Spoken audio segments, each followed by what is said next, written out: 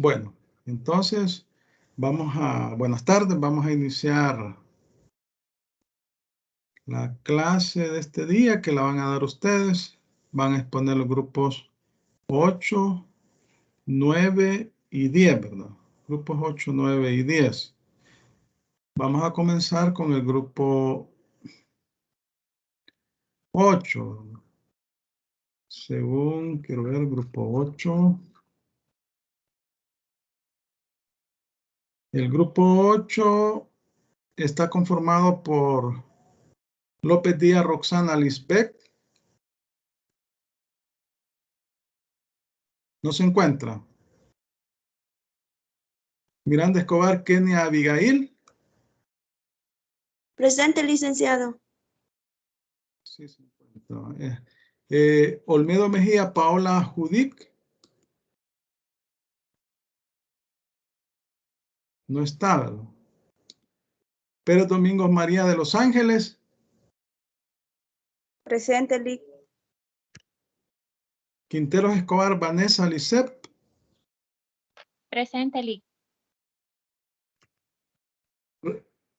Ricardo Antonio Serrano. Presente, licenciado. Vaya, entonces no se encuentran Roxana Lisbeth ni tampoco Kenia Abigail, ¿verdad? Vaya, ¿quién va a exponer del grupo? Yo expondría. Licenciado, yo sí dije presente, pero no ¿Cómo se me se escuchó la voz. ¿Cómo se Kenia llama? Abigail Miranda. Kenia. No, Sí. sí, aquí está. Sí, Kenia, aquí le puse que está. No, entonces no está Lisbeth, Roxana Lisbeth, ni Paola Judic. Presente, licenciado Roxana Lisbeth. Roxana. Pues solo Paola falta. El Vaya, trabajo. ¿cómo?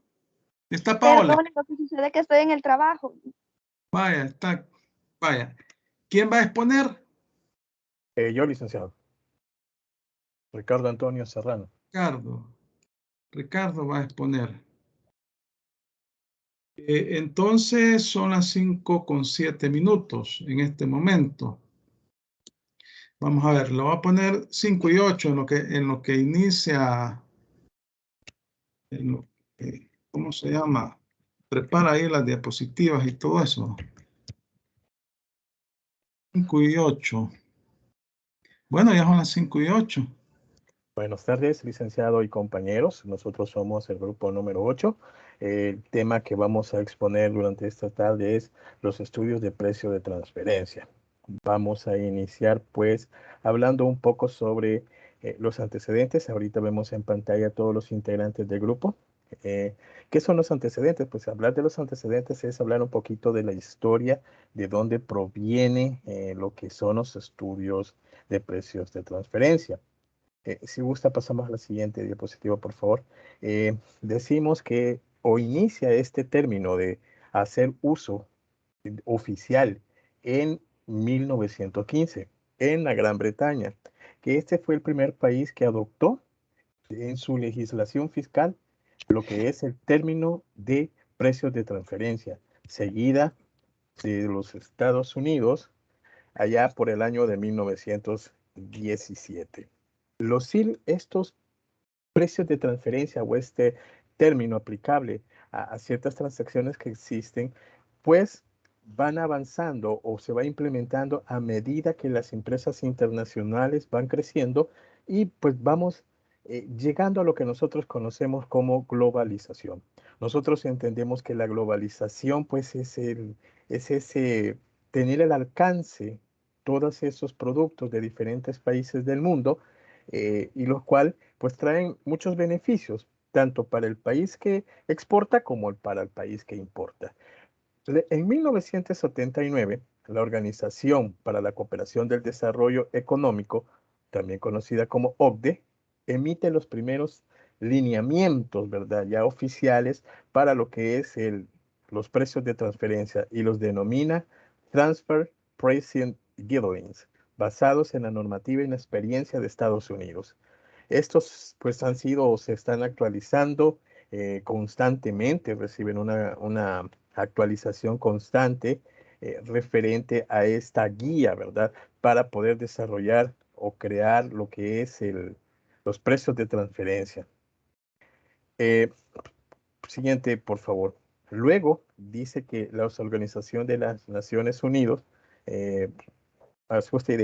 la Organización de las Naciones Unidas también reconoce un principio, el arm's length. ¿Qué es el arm's length? Es el principio de igualdad, como un mecanismo natural de mercado para reconocer el precio real de las operaciones mercantiles a través de la libre competencia entre las partes no relacionadas. Esto ya vamos a ir desglosando ciertos términos que vamos viendo ahorita referente a lo que es los precios de transferencia. Para nuestro país, específicamente, hablamos de nuestra legislación fiscal, los precios de transferencia fue incorporado en El Salvador alrededor de hace 12 años. La normativa de transferencia en El Salvador fue incluida exactamente en el año 2009 a través de la promulgación del decreto legislativo número 233 que modifica y adiciona artículos el 62A, el 124A, el 199B, el 199C, el 199D al Código Tributario. Todo esto relacionado al régimen de precios de transferencia. Luego, en el 2014, también se realiza una modificación al artículo 62A. Como decíamos, para nosotros como país, apenas llevamos 12 años donde fiscalmente ya conocemos o reconocemos el término de precios de transferencia. Ahora bien, ¿qué son los precios de transferencia que hemos venido mencionando? Para la OCDE, el precio de transferencia se refiere al monto cobrado por un segmento de una organización por un producto o servicio que el mismo provee a otro segmento de la misma organización. ¿Qué quiere decir esto o a qué se refiere todas estas situaciones? Y es que nosotros sabemos que la globalización, como decíamos, hace que se vayan creando empresas grandes y que éstas vayan creando dependencias en diferentes regiones del mundo o inclusive en las mismas, en el mismo país donde éstas operan, donde éstas nacen. Entonces, allí muchas de estas empresas, y pues esto lo vamos a decir con quizás un poquito de cuidado, pero es la opinión que tenemos como grupo, es que cuando se desmembra una empresa en diferentes en pequeñas empresas más, lo que se trata de hacer es tratar de evadir impuestos. Creo que esa es una de las razones por las que muchas veces se hace ese desmembramiento de las diferentes empresas y en las cuales entre ellas se prestan un servicio o se cobran un servicio, pero muchas veces antes de ser legislado, este servicio no era cobrado con el principio que decía la OCDE, un principio de igualdad. Vamos a citar un ejemplo así ficticio. Y supongamos que yo tengo una empresa que produce papel, ¿no? Pero hago una pequeña empresa y a la cual a esa empresa yo le transfiero todo lo que es mi maquinaria y luego para yo producir el papel le alquilo esa maquinaria a esa empresa que creé. Entonces, resulta ser que si en el mercado normal el alquiler de esa maquinaria cuesta, vamos a decir un precio, $1,000 a la semana, pero como yo lo que quiero es generar más ganancias, que una gane y la otra pues se mantenga quizás así al límite, yo puedo decir que esta empresa me las alquila a mí a un precio más bajo, ¿verdad? A $500. Entonces ya no hay y si esa otra empresa, aparte de que me brinda el servicio a mí, se lo brinda a otra empresa, ya no existe ese principio de igualdad. Entonces, y ahí es donde viene la jugada que hacen las administraciones o las cabezas de las empresas para poder evitar o hacer un fraude al fisco, ¿no? O también otra figura que se puede manejar en esta situación es llevar esas empresas a un paraíso fiscal, ¿verdad? Que nosotros ya sabemos que son los paraísos fiscales, que son aquellos lugares donde existe poca o nula tributación. Entonces, para evitar todo eso y que se dé toda esa situación de evasión de impuestos, surge esta legislación especial del precio de transferencia, el cual acredita a la administración tributaria para que ella pueda eh, controlar o supervisar que dicha transacción se esté dando. Aquí hablamos de algo también interesante, que son las partes relacionadas. Las partes relacionadas son aquellas que entre ellas se encuentran vínculos o condiciones que ocasionen de forma directa o indirecta de manera significativa la toma de decisiones de operaciones y administración en consecuencia de sus intereses u objetivos. ¿Qué quiere decir esto? Que era lo que estábamos hablando hace rato, que, que un grupo de empresas esté prácticamente sea la cabeza de las demás y que entre ellas haya una relación y esta relación puede ser, según dice el Código de Trabajo, por acciones que exista de una empresa al otro, porque los socios también estén relacionados entre ellos. Por ejemplo, según el Código Tributario, en el artículo 199C, dice que establece algunos criterios para determinar cuáles son las partes relacionadas. Entre ellos es que cuando uno de ellos dirija o controle la otra, pues sea directa o indirectamente, al menos el 25% de su capital social o de sus derechos de voto.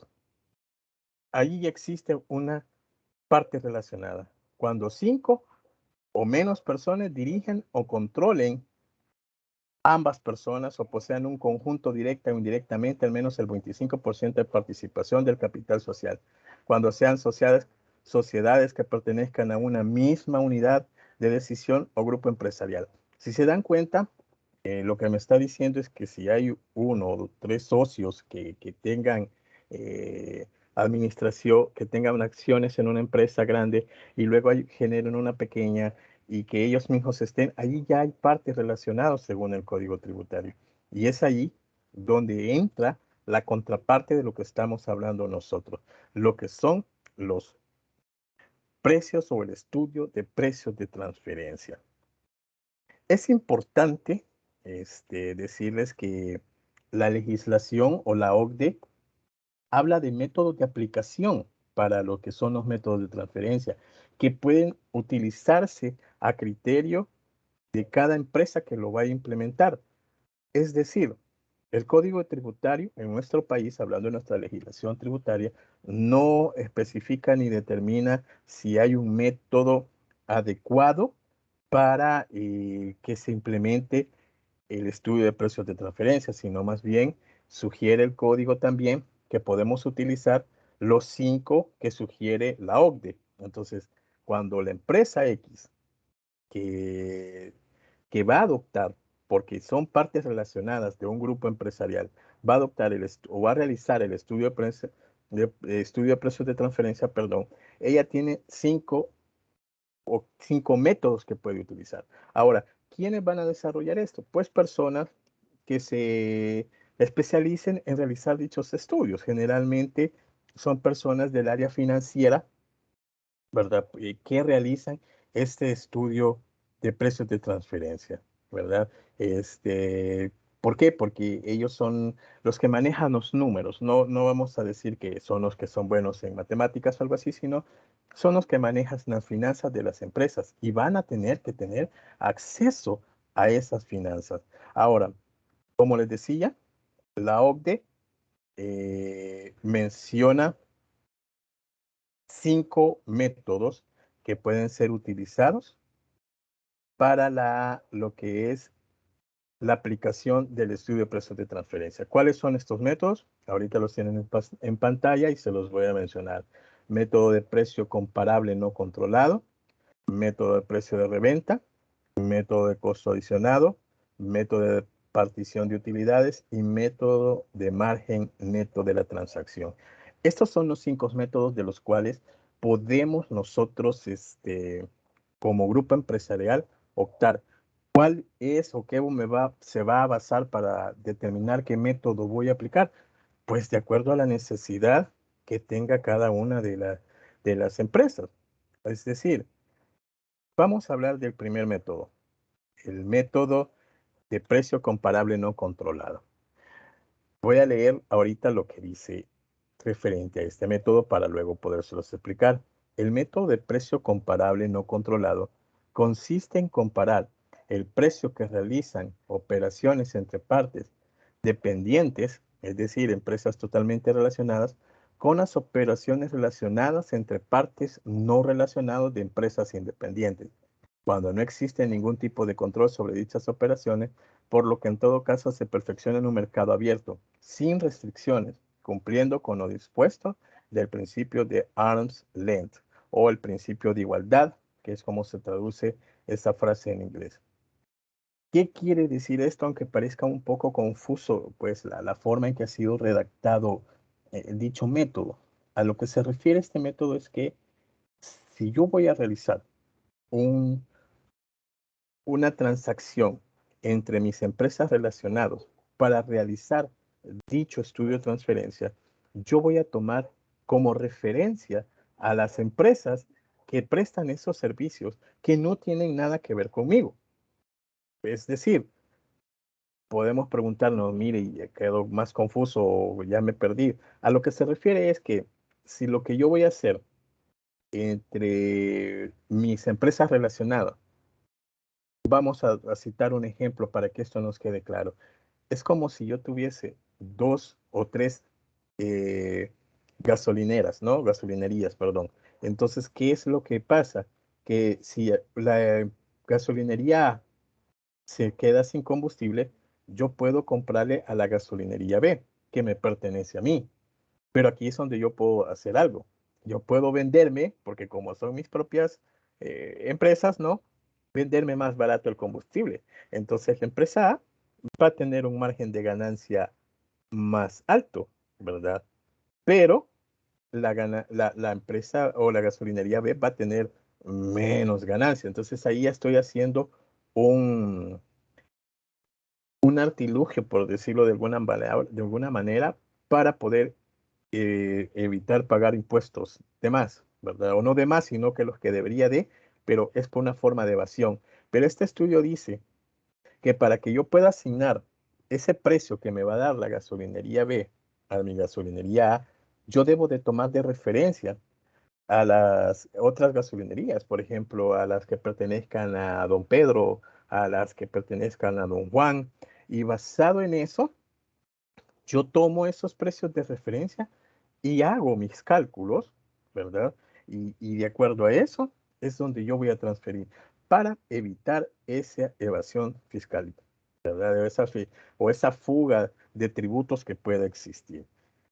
En algunos casos, y esto ya es criterio, como les decía, en nuestro grupo de lo que estuvimos analizando, es que en algunos casos este método es fácil, porque en el caso, como el ejemplo que les citaba, los, los precios de la gasolina, perdón, esos están pues a simple vista, no tengo que andar indagando nada.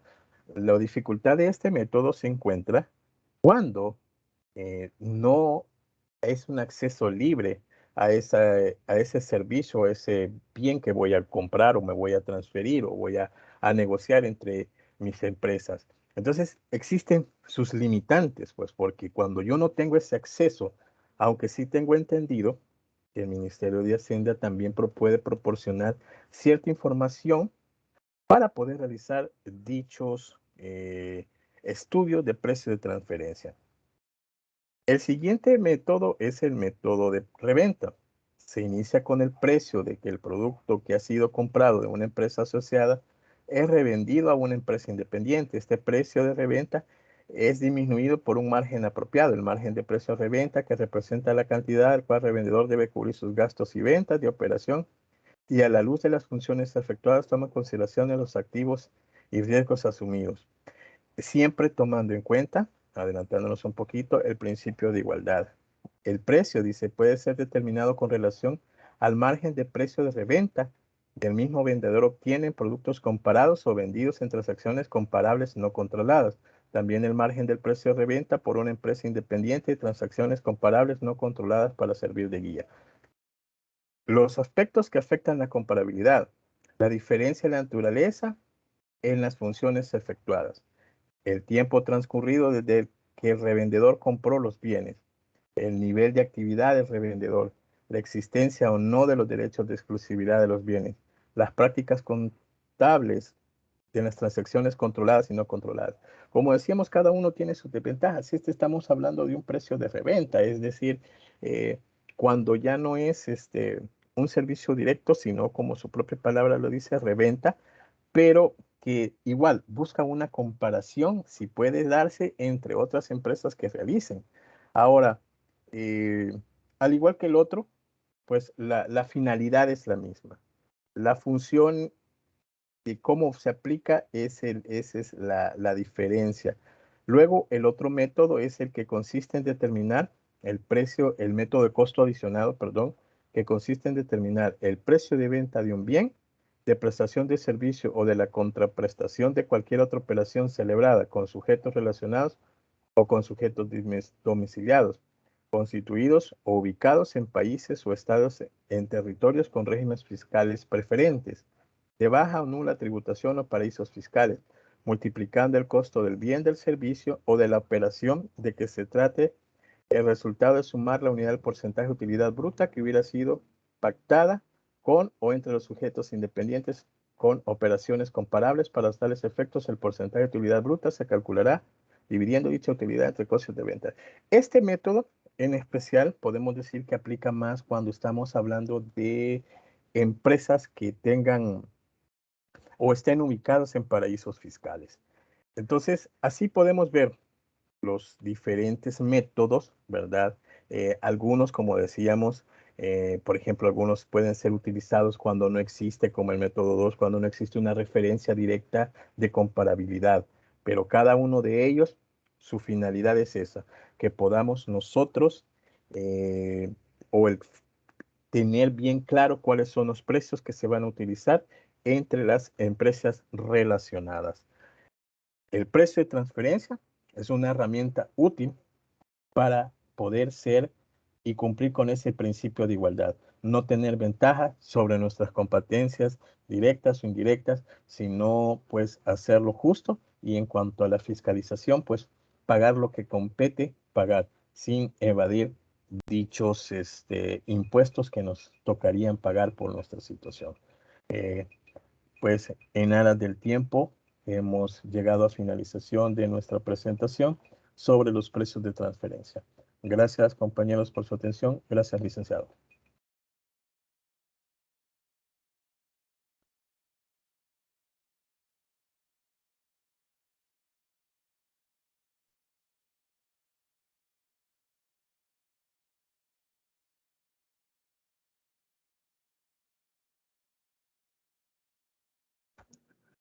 Bueno, son las 5:28. Entonces, muchas gracias. Vamos a continuar con el siguiente grupo.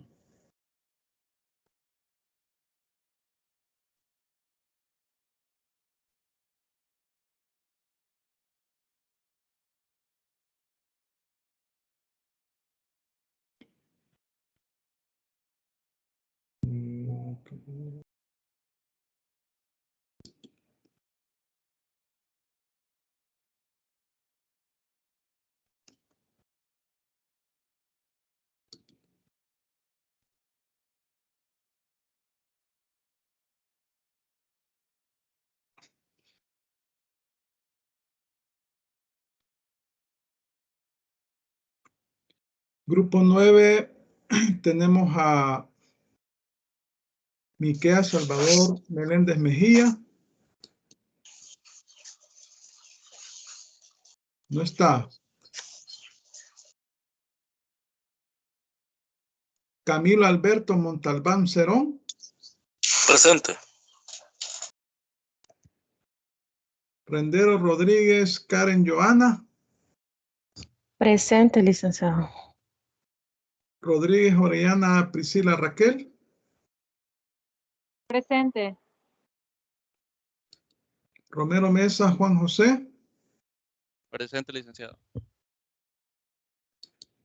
Rosales Guerrero, Alison Celina. Buenas tardes, presente. Sánchez García, Guillermo Vladimir. Presente. Entonces, Miquea Salvador no se encuentra. Vamos a ver.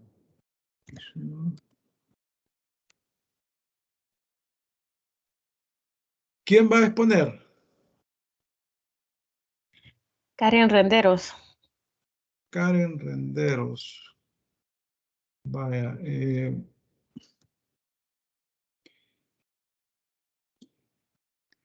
Son las 5:31, lo vamos a poner 5:32 en lo que arregla ahí la presentación y todo. Vaya, vamos a ver. 5:31. Bueno, va a tener 20 minutos a partir de las 5:32. Ok, licenciado.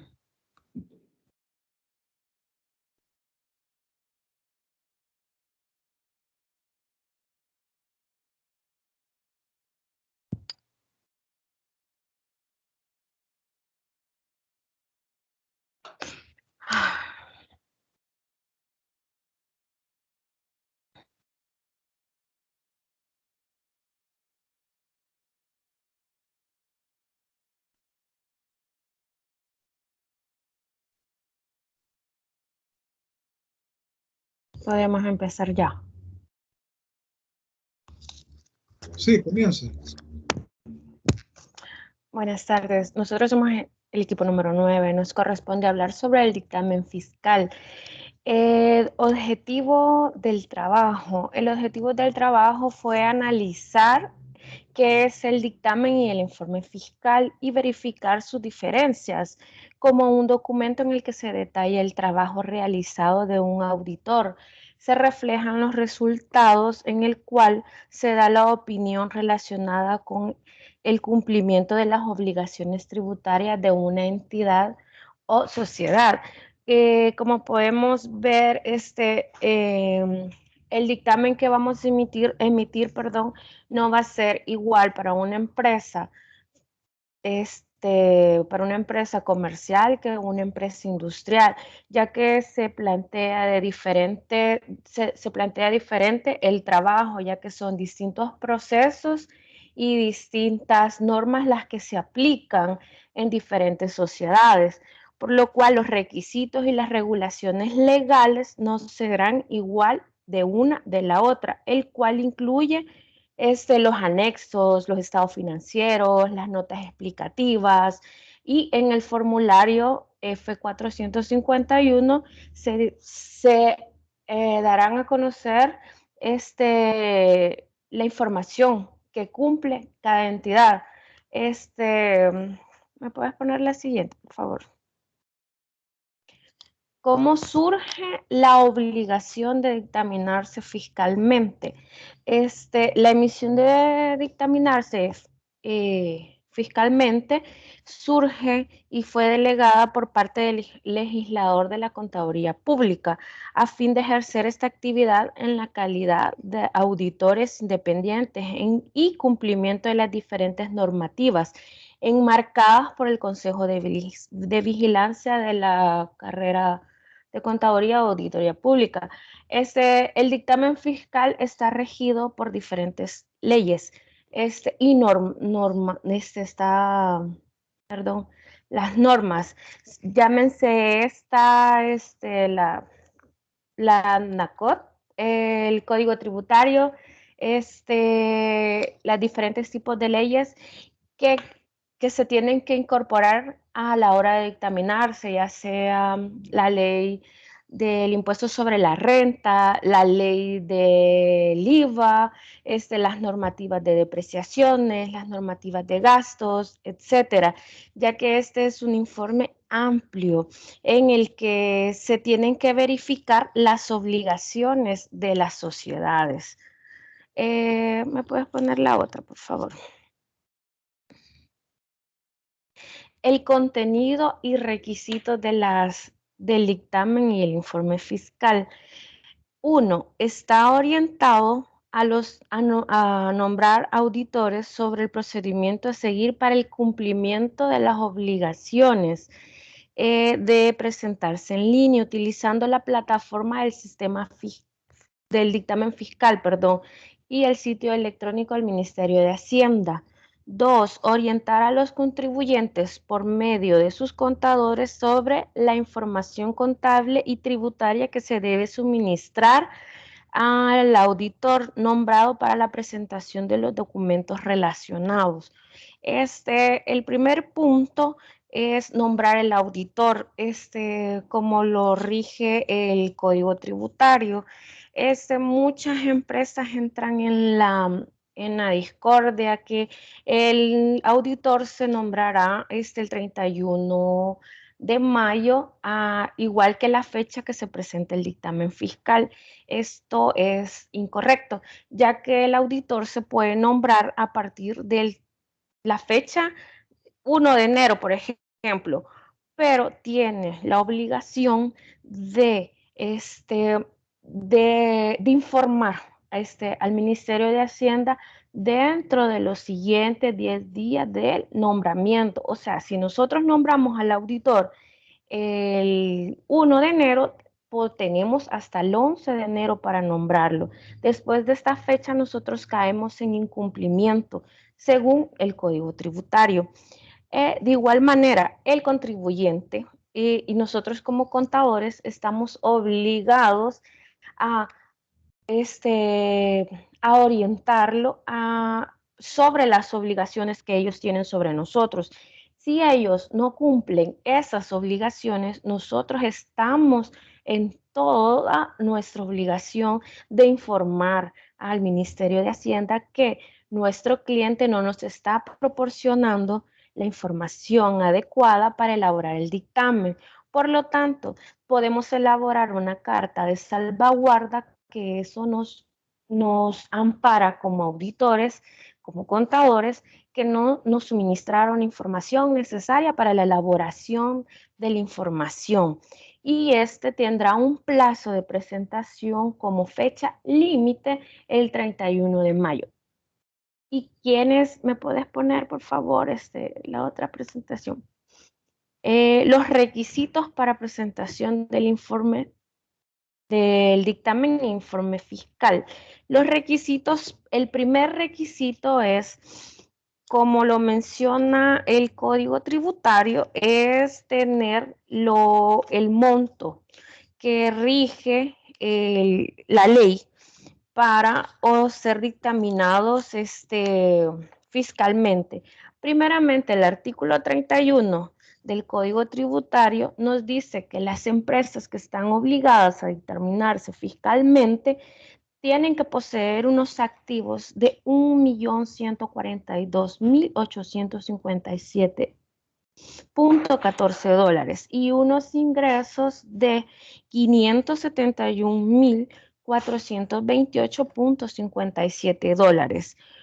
¿Cuáles son las otras sociedades que están obligadas a dictaminarse fiscalmente? Las sociedades que están en proceso de fusión. Quiere decir que están en un proceso que un grupo de sociedades hará un solo consorcio y tendrán que unir sus activos, sus pasivos y todo su patrimonio. Ellos están obligados. De igual manera, las sociedades que están en proceso de liquidación son las sociedades que están obligadas a presentar un dictamen fiscal y son las únicas que pueden presentar los dictámenes fuera del periodo de tiempo. Llámense esto después del 31 de mayo, ya que son informes especiales. Los antes mencionados, ellos sí están obligados a presentar sus dictámenes como fecha límite el 31 de mayo del año después, del siguiente año, del periodo que se está declarando, ¿verdad? Y notificando al ministerio. ¿Me puedes poner la otra? La diferencia del dictamen, no es esa. La siguiente, la diferencia del dictamen y el informe fiscal.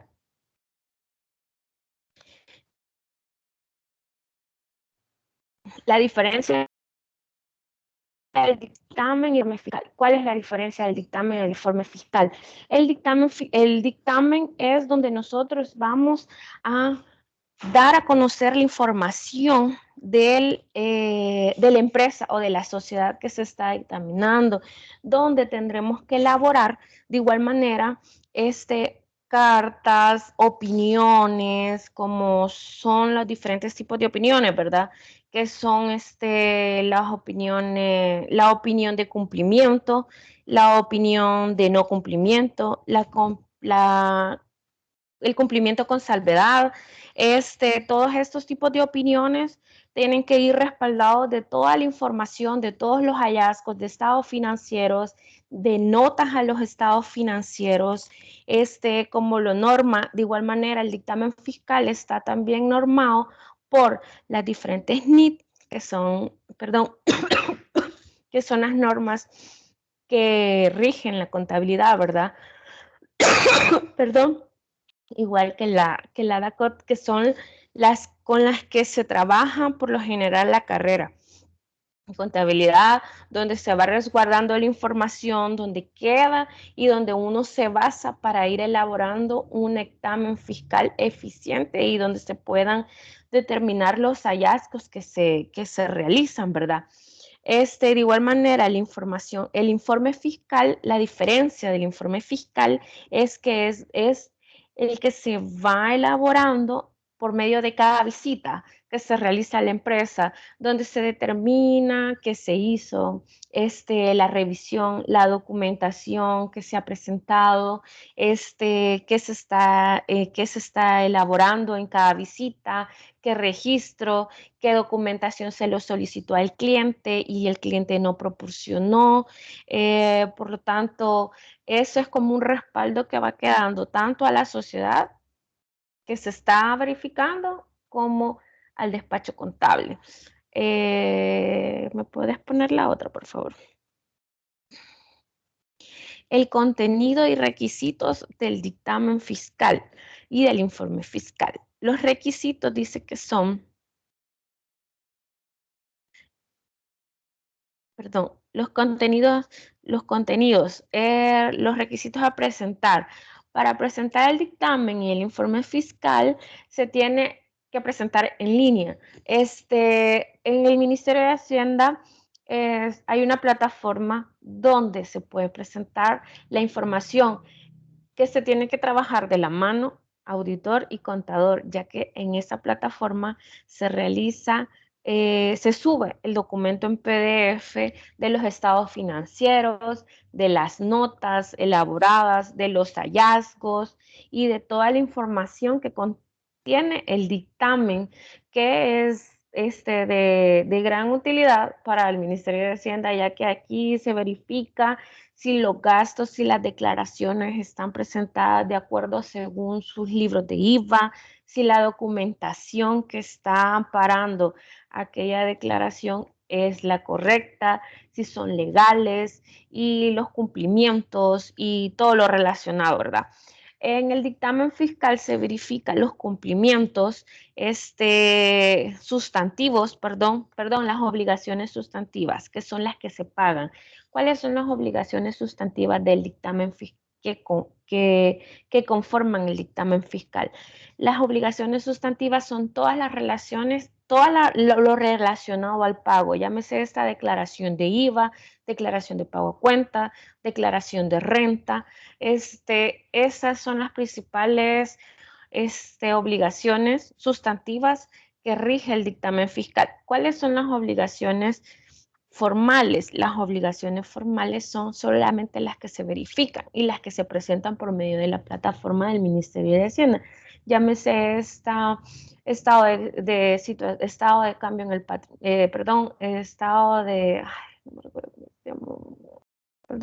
el informe 930, informe de retenciones, el informe de accionistas. Estas son las obligaciones formales que tiene una sociedad, que al finalizar el periodo, se presentan solo como modo si hubo alguna modificación, etcétera. Entonces, esto en un dictamen fiscal se presenta y se chequea como que si cumplió o no cumplió. ¿Cuáles son las multas? Perdón. La multa por la no presentación del dictamen fiscal puede ser, es 9 salarios mínimos por presentación de dictamen o informe fuera del plazo, según el artículo 248 del Código Tributario. Las obligaciones del contribuyente.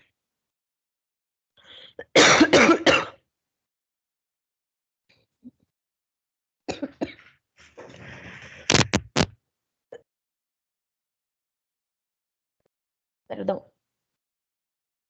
¿Cuáles son las obligaciones del contribuyente? Las obligaciones del contribuyente, según el artículo 133, menciona que tiene que nombrar un auditor fiscal y debe proporcionar la siguiente información: los estados financieros con sus notas, conciliaciones tributarias, informes suplementarios, información y registro de documentos que el auditor requiera. Es todo lo relacionado al área fiscal. El dictamen fiscal, por lo general, lo que se trata de verificar es todo lo que conlleva a la relación de las leyes tributarias y de lo que le rige a un contribuyente o a una sociedad que está llevando una contabilidad formal. Media vez cumpla los ingresos y el activo que menciona el artículo el que les mencioné anteriormente, que fue el artículo 131 del Código Tributario. El contribuyente media vez ya tomó y aceptó el servicio del auditor, está obligado a proporcionarle la información que el auditor requiera para la elaboración del dictamen. Media vez el contribuyente no proporcione toda esa información, el auditor,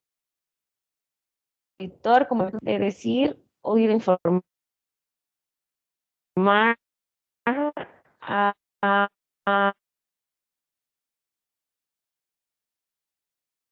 al Ministerio para la elaboración del dictamen fiscal. ¿Cuáles son las regulaciones legales?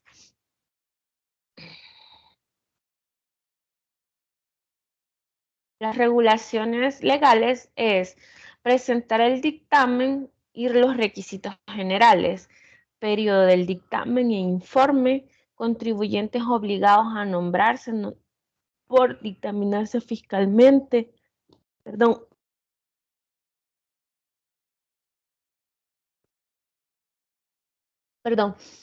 los requisitos generales del informe, del dictamen e informe fiscal, las obligaciones de suministrar información, plazos de presentación, dictaminarse dictámenes e informes fiscales que carecen de validez para la administración tributaria, incumplimientos relacionados con las obligaciones de presentar el dictamen fiscal.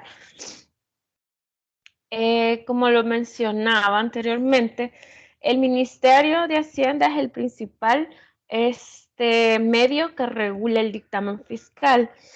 Los requisitos es realizar un acuerdo a las disposiciones, leyes y ejecuciones de los contadores, firma, que el auditor posea firma y el contador, ¿verdad? Presentar a la administración tributaria la información necesaria, como lo regula el artículo 132 del Código Tributario.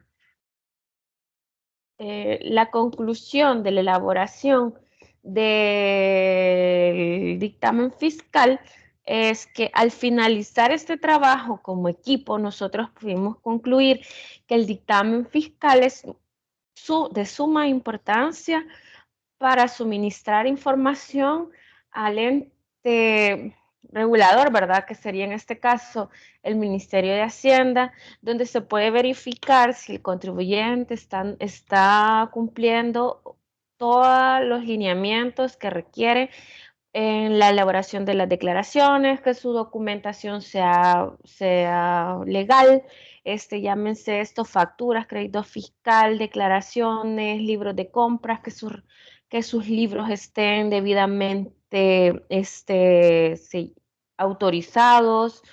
De igual manera, nosotros podemos concluir que es fundamental que el estudiante en formación, como no somos nosotros, ya sea un contador, un auditor, y esté ejerciendo la base técnica y proporcionar el código tributario para el desarrollo específico de los informes especiales en el proceso de auditoría para la elaboración del dictamen e informe fiscal. Igualmente, es importante y es actualizar los conocimientos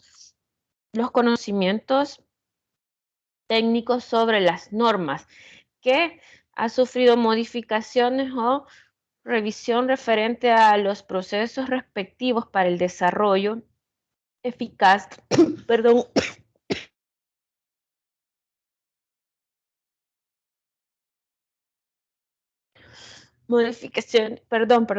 y elaboración del dictamen fiscal. Esto quiere decir que la aplicación de diferentes leyes que está regido para la elaboración del dictamen fiscal, como lo podemos ver en la NIA 580 y en la NIA 500, que son una parte que es una norma que se trabaja, con la que trabajan los contadores, donde se pueden, ahí en esta norma especifica la documentación que se irá a revisar, el proceso de análisis, el proceso de revisión, los lineamientos para la elaboración de las notas respectivas del dictamen fiscal, cómo se deben de elaborar las notas, cómo se deben de elaborar los estados financieros, qué información debe contener las personas que están obligadas a firmar los estados financieros, cómo se elaborarán los hallazgos, cómo se informará al ente, que en este caso sería el Ministerio de Hacienda, y todo lo relacionado a la elaboración del dictamen fiscal. El dictamen fiscal no solamente se elabora según los lineamientos del Código Tributario. El dictamen fiscal va enlazado. Código Tributario, Ley de Impuestos sobre la Renta, Ley de Impuesto a los bienes y servicios, en este caso la Ley del IVA, a las NIAs, a las NIF, a las NACOF, que son una normativa, se podría decir, con la cual trabaja el contador y se va elaborando y da los lineamientos de igual manera y rige el proceso de elaboración del dictamen. A continuación, les presentaremos el formulario de nombramiento del auditor fiscal. Como les mencionaba anteriormente, en el formulario se detalla el nombramiento, perdón. Si es un contador, un auditor independiente, se coloca el nombre, y ya que en este caso es una persona natural, ¿verdad? Entonces se coloca el número de NID, el nombre, un ejemplo, Renderos Rodríguez Karen Joana, con número de autorización tal, con la residencia, el número de residencia o de oficina, etcétera. Y se va nombrando, se señala de qué periodo a qué periodo estará nombrado, el nombre de la sociedad. Junto a este formulario tiene que ir anexa una carta de junta de accionistas donde se nombra el auditor, ya que anteriormente a la presentación de se hace una junta y queda pactado, ya que este nombramiento de igual manera sirve para realizar trámites en en el Centro Nacional de Registro, ya que muchas veces para la inscripción en el Centro Nacional de Registro requieren un dictamen fiscal, dictamen financiero, nombramientos y todo lo relacionado a este proceso, ¿verdad? Puedes poner el otro. Este es el formulario de presentación del informe fiscal. En este formulario, que es el F455, en este se detalla de igual forma la razón social, ya sea una persona natural a la cual se está examinando, ¿verdad? El número de NID, el número de NRC, las direcciones, los números de anexo, el dictamen fiscal, los estados financieros. Anteriormente, antes de la pandemia, se presentaba físicamente, se presentaba un dictamen fiscal, se anexaba el formulario de presentación de informe fiscal, que tenía que ir con 2 copias, una que quedaba en el Ministerio de Hacienda y otra que le quedaba al despacho o a la sociedad como respaldo, que ya se había presentado. Posteriormente, este documento entraba a revisión y cualquier hallazgo, cualquier diferencia, hacían notificar a la sociedad y al despacho o a la persona natural que llevaba esta auditoría, y ya se presentaban uno a Hacienda y realizaba las modificaciones. El dictamen fiscal, el anexo del dictamen fiscal, como podemos verificar, los anexos lleva en el dictamen fiscal lleva el nombre de la sociedad a la cual va dirigida. Va el dictamen del auditor independiente, señores Ministerio de Hacienda, y va como una carta donde se detalla el nombre de la empresa, etcétera, y algunos hallazgos que se hayan realizado, ¿verdad? De ahí se menciona el tipo de leyes, las notas y etcétera, ¿verdad? De ahí se elaboran los anexos donde son, donde van reflejadas las notas, los estados financieros, los hallazgos, y como se puede observar, se le coloca en la parte inferior la nota que se ha realizado, y en las últimas páginas del dictamen se detalla el hallazgo el cual encontramos. Como conclusión, como equipo, ya hemos llegado a la conclusión que este dictamen es de gran importancia y que de igual forma se verifica todos los impuestos que las empresas cancelan, se verifica que sus declaraciones estén de acuerdo, que sus ingresos estén de acuerdo con la facturación que se ha realizado mensualmente, que sirve de gran parte a la ley que se interpuso anteriormente, que es la ley del lavado de dinero, ya que se mantiene un mejor control, y con las últimas regulaciones que ha habido en el Ministerio de Hacienda, se está trabajando como más enlazado, y esto permite tener tanto el control de los ingresos como el control de los egresos de la sociedad.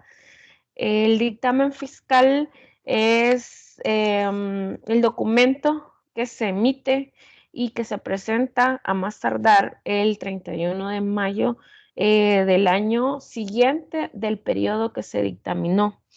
Y como lo dije anteriormente, solamente los dictámenes especiales se pueden presentar fuera de ley.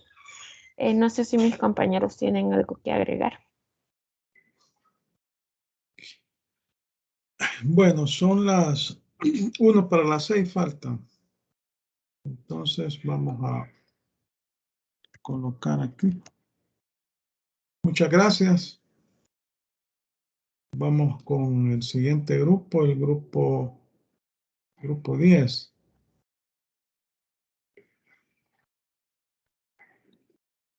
Grupo 10. Vamos a ver el grupo 10. Permítanme.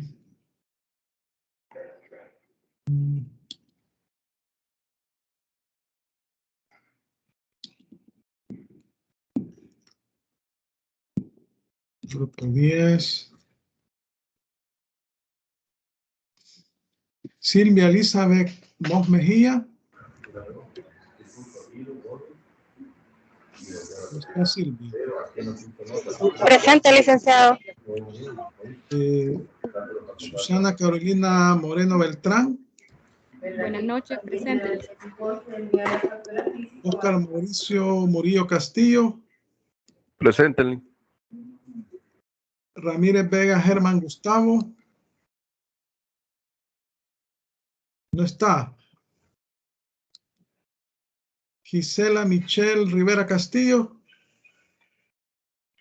Presente. Tampoco está. Presente, licenciado. Sí está, ¿verdad? Pérez Avilés Carlos Enrique.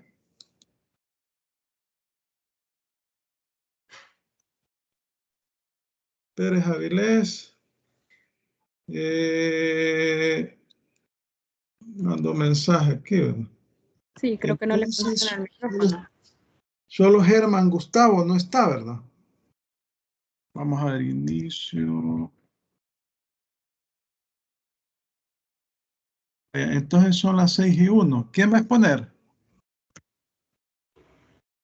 Susana Moreno, licenciado, yo expondría. Susana Moreno. Vaya, entonces va a tener 20 minutos. Expositora. De acuerdo. A las 6:02 inicie. Ok. Ya, básicamente ya son. Va a tener hasta las 20 minutos. Vaya. Comience. De acuerdo. Muy buenas noches, licenciado y compañeros presentes. Nosotros somos el equipo número 10, encargados del tema referente a los tributos municipales, recopilación y descripción de formularios utilizados en el municipio de San Salvador. Vamos a ver uno a uno los formularios que se necesitan para los diferentes trámites, ¿verdad? Específicamente en la alcaldía de San Salvador. Y si me ayuda, compañera, vamos a empezar con los primeros. Bueno, el primer formulario es el F4. Los que están obligados a presentar este formulario, bueno, los describimos acá y tenemos una vista previa de cómo es el formulario físicamente. Menciona que son los que realicen sus actividades en el municipio de San Salvador, ya sea como matriz o sucursal. Independientemente, siempre y cuando tenga otra sucursal, otro local, por llamarlo así, debe presentar este formulario. También los que no hayan operado en el año y que soliciten inactividad también deben presentar este formulario. Los que hayan dejado de operar definitivamente, para poder dejar de operar, tienen que notificar y llenar este formulario. También los que hayan vendido o cedido sus activos y pasivos. Y también cualquier hecho que tenga como consecuencia la variación, cesación del impuesto o la modificación de la cuenta respectiva. Si me ayuda con la siguiente lámina. Ok. Para la parte de la apertura de una persona natural, también debe de llenar ese formulario, ¿verdad? Que extienda la municipalidad, en este caso la alcaldía de San Salvador, y declaración jurada de inicio de operaciones en formato extendido por la administración municipal. Ellos extienden, ¿verdad? Cómo es el formato en el cual ellos necesitan que se llene. También se necesita original y fotocopia certificada por un notario del documento único de identidad o pasaporte en el caso que sea una persona extranjera. La original y fotocopia del número de identificación tributaria del NID, detalle del activo para el sujeto pasivo no lleve contabilidad formal, sería en el caso que no lleve, ¿verdad? Porque estamos hablando de una persona natural y sabemos que no llevan una contabilidad, no está obligado a llevar una contabilidad formal en sí. Así que debe llevar un detalle como de su balance inicial, con lo que cuenta, ¿verdad? Para poder comenzar operaciones. Esos deben ser presentados en original. En el caso de las cervecerías, expendios y bares, deben de anexar la licencia de bebidas alcohólicas extendida siempre por la alcaldía donde se encuentren, ¿verdad? Las sinfónolas deberán presentar la matrícula extendida por la municipalidad también. Y en el caso que si la actividad a desarrollar requiere calificación del lugar por parte de la OPAMS, también debe anexar fotocopia de la resolución extendida por esta institución. Si me ayuda con la siguiente, compañera. Ok. En el caso de las sanciones, la parte legal para estos formularios, en el artículo 1 de reformas a la ordenanza reguladora de las tasas por servicios municipales, menciona, por parte de la inscripción en el catastro municipal de escritura de constitución de sociedades o cualquier naturaleza, por cada inscripción debe pagar 0.11. Por cada 100, 14,29 centavos de dólar del capital social declarado en la escritura que presente de constitución. Y en el artículo 65, Ley General Tributaria Municipal, menciona omitir o pagar fuera de plazo establecido, es un 5% del impuesto si se paga en los 3 primeros meses de mora. Pero si este se paga en los meses posteriores, la multa será del 10% en ambos casos. La multa mínima será de 2.86. En la siguiente lámina.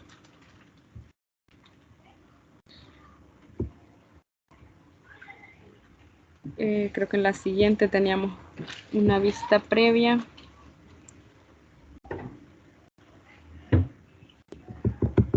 De los contribuyentes, permítanme. Sí, tenemos una vista previa de los formularios de comercio, industria o finanzas. Esta es la visión física de cómo se ve este formulario. Y vamos con la siguiente lámina.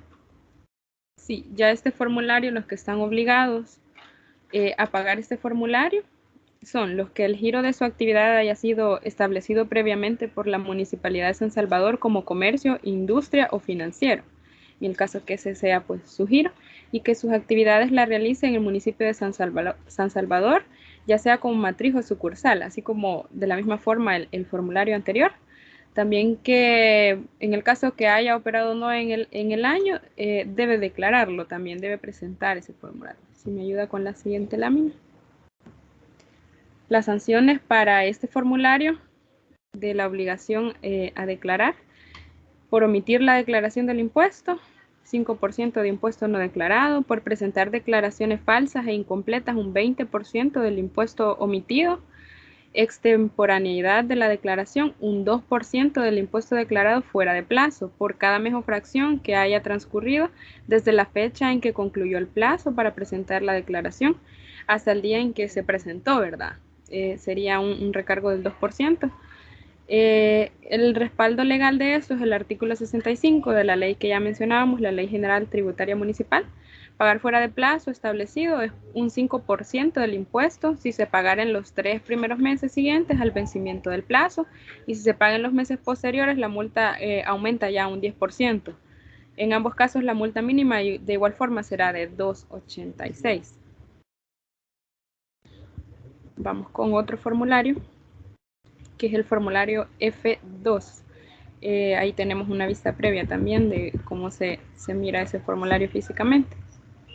En la siguiente lámina hablamos ya de los plazos de presentación y pago del impuesto. El plazo ordinario para declarar es casi siempre, ¿verdad? Vence el 31 de marzo de cada año.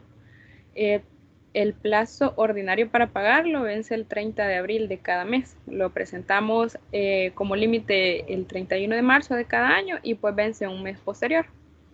Y vamos a ver cómo llenar la primera hoja, ya que tiene 2 hojas el formulario.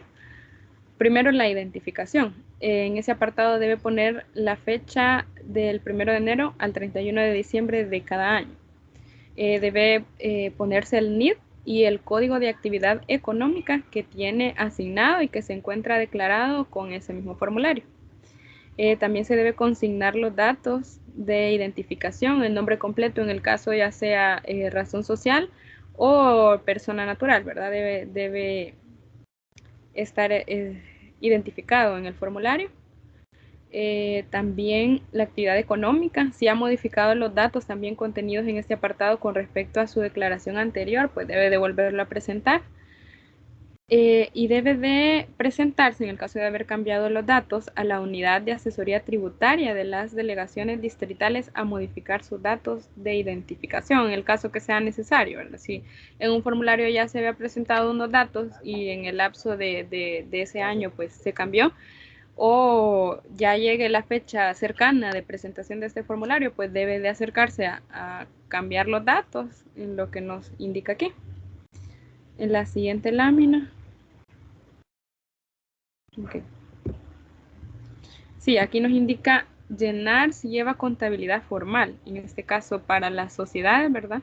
El total de activo debe anotarse en la casilla 406 y debe trasladarlo a la casilla 100. Si no lleva contabilidad formal, en el caso de las personas naturales, de igual forma, como presenta un balance inicial, debe de detallar el total de activos, anotado en la casilla 503, para el caso de personas naturales que no están obligadas a llevar contabilidad formal, y debe trasladarlo a la casilla 105. Impuesto computado municipal. Ok, aquí nos menciona que el impuesto computado se determinará de acuerdo al giro de la actividad. Esto depende del giro al que se dedique la empresa o el negocio al que se dedique la persona natural, establecida previamente por la municipalidad. Se le asigna a la persona o empresa un código de la actividad económica, el cual deberá ubicarse en la tabla respectiva y trasladar el valor a la casilla 300. Este formulario, pues, atrás contiene instrucciones que nos dicen cómo se llena cada formulario y le indica dónde debe de poner los valores y dónde debe de trasladar, ¿verdad? Los montos con la información del balance. En este caso va en la casilla 300. En el fondo específico es un impuesto que se aplica exclusivamente a las empresas cuyo giro sea sin fórmulas, bares y ventas de licor, por menor, moteles, estudio fotográfico, expendio de aguardiente envasada. Esas específicas, ¿verdad? Ya las señala el formulario. Y vamos con el siguiente formulario. Una pregunta. Hola. El área anterior, ¿para qué se utiliza? Dice. Este formulario. El que acaba de explicar. El F2. ¿Para qué sirve eso? Este es para inscribir a las sociedades. O en el caso que sea persona natural, ¿verdad? Y aquí le asignan el monto que va a pagar dependiendo el giro a lo que se dedica cada negocio o empresa. ¿Es de inscripción o de declaración? Es de declaración, Lick, perdón. El anterior que mencionábamos es de inscripción. Este es para asignarle la tasa que va a pagar de impuesto, según el giro al que se dedique.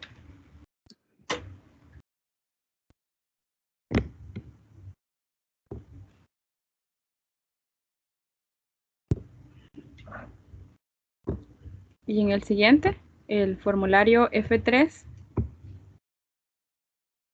de impuestos municipales, pues hay una guía también que nos enseña cómo llenar este formulario y tiene la función pues de orientar a los propietarios. En este caso ya va dirigido a un sector en específico, de buses, taxis, máquinas traganiquelas y funciones de cine, también boxeo, lucha libre, entre otros servicios de esparcimiento. Pues para esta declaración es específicamente este formulario F3 que nos menciona que es para esos rubros, ¿verdad? En específico. También lo pueden utilizar personas naturales o personas jurídicas. Todo depende de que ese sea el giro específico al que se dediquen. También comunidades de bienes, sucesiones, fideicomisos, sociedades colectivas u otros entes colectivos o de patrimonio.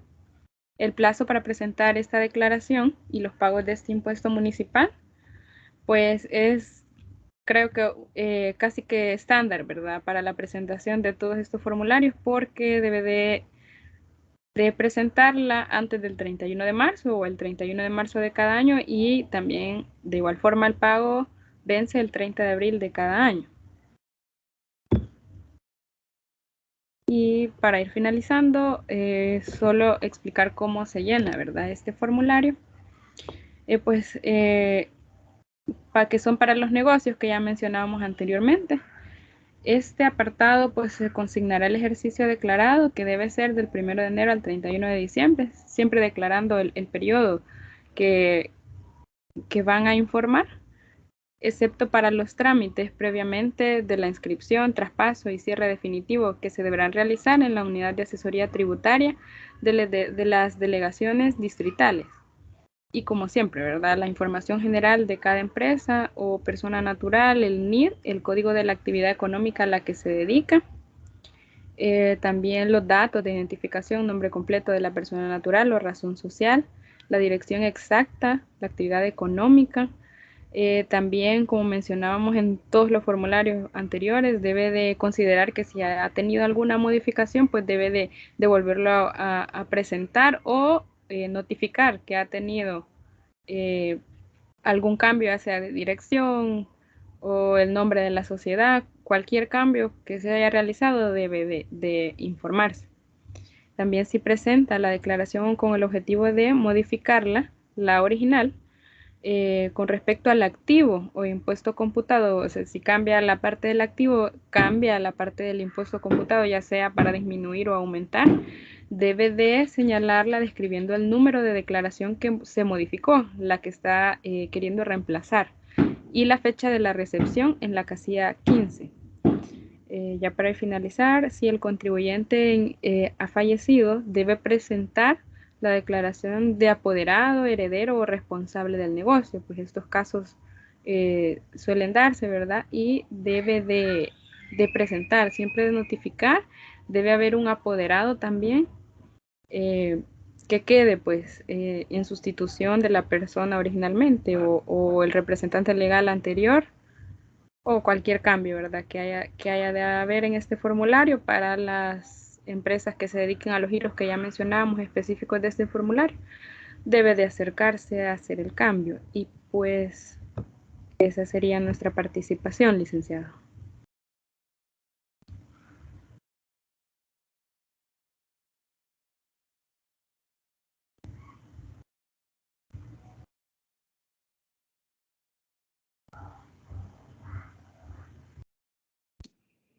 Seis 17 terminaron. Bueno, entonces concluimos las exposiciones. Les decía al inicio de la clase que ustedes dieron, ¿verdad?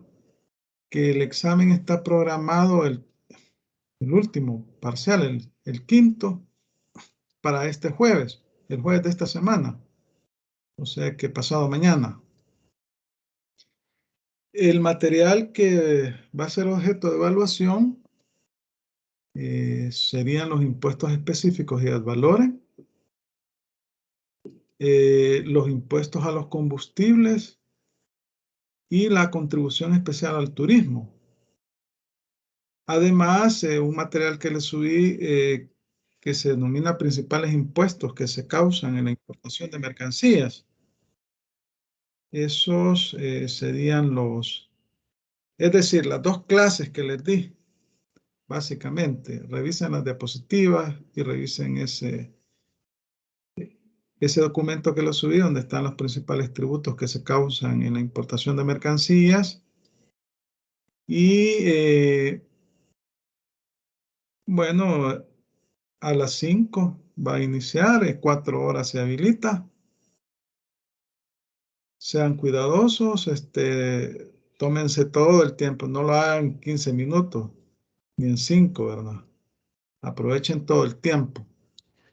Y espero que salgan bien, no me los quiero quebrar, por eso les estoy avisando con tiempo, no lo hagan en 5 o 10 minutos. Tómense por lo menos 1 hora. Y eso sería el trabajo pregunto a los grupos si ya subieron las diapositivas de las exposiciones. ¿Ya las subieron?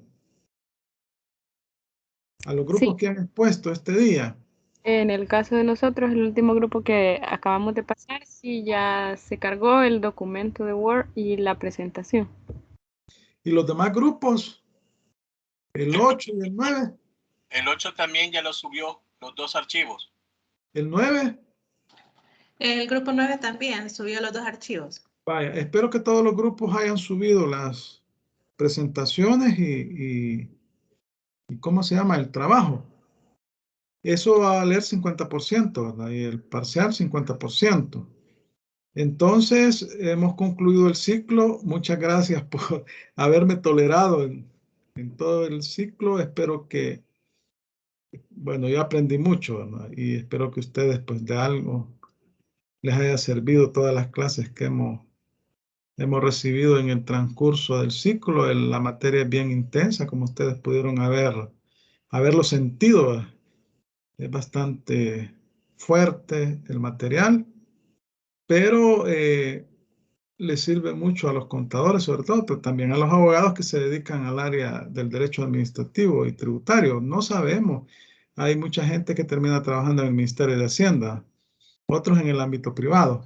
Entonces, yo les agradezco su atención durante todo el ciclo. Les deseo éxitos a todos en su carrera. Espero que salgan bien en el parcial. Y bueno, gracias por todo. El jueves está el parcial. Traten de hacerlo, no hagan diferido. Es lo mejor hacerlo. Ya les dije de dónde se lo voy a sacar. Así que pasen feliz noche. Gracias. Y suerte y éxitos en el parcial. Entonces, muchas gracias a todos.